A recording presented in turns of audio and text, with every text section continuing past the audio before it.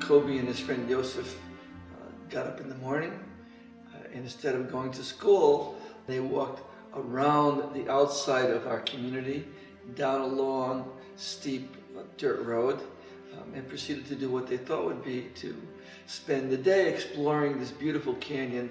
This is called Canyon Tekoa or Canyon Haritun. Sometime around 10 o'clock in the morning, according to the police, the boys were trapped in a small cave by 4 or 5 Palestinian terrorists and beaten to death with boulders. It was a very brutal crime. There was blood on the walls. The boys were identified by their dental records. It was a horrible, horrible thing. Sherry and I, didn't know anything would happen. Sherry fell to the ground. I went over and I kicked a chair, and she looked up at me and she said, "How are we going to get through this?" And I said, "We're going to get through this because we have 3 other children. And we're not going to allow the people who destroyed Koby's life to destroy their lives as well." Koby was a really fun person. He loved baseball cards, and he loved watching football. He was very smart. He loved telling jokes, and I just loved being with him. I feel like he was like the king of the family, and he was like the captain of the other kids because he was the oldest.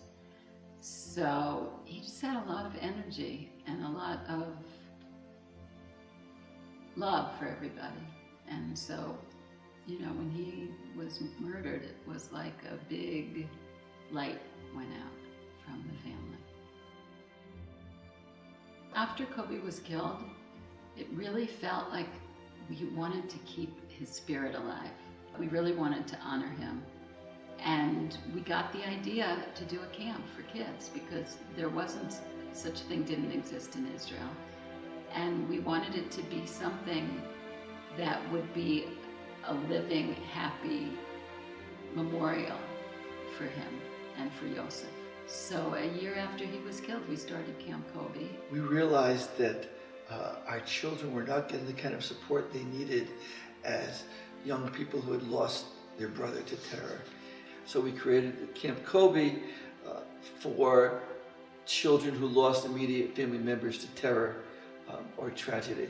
And we continue until this day, and every time we walk into the camp and there's a sign that says the Koby Mandell Foundation or Camp Koby and Yosef, then it really reminds us what we're doing there. It's really a healing process because we know that people will come in and see again that there is in fact life after death, and that things can be turned from a horrible tragedy into something that can help others. This is Koby's 20th yortzeit, and in Hebrew, 20 is kaf, which means hand.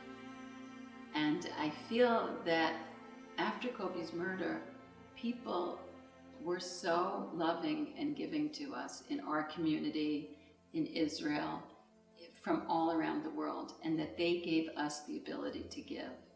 And that in life you can go around with an open hand or a closed hand.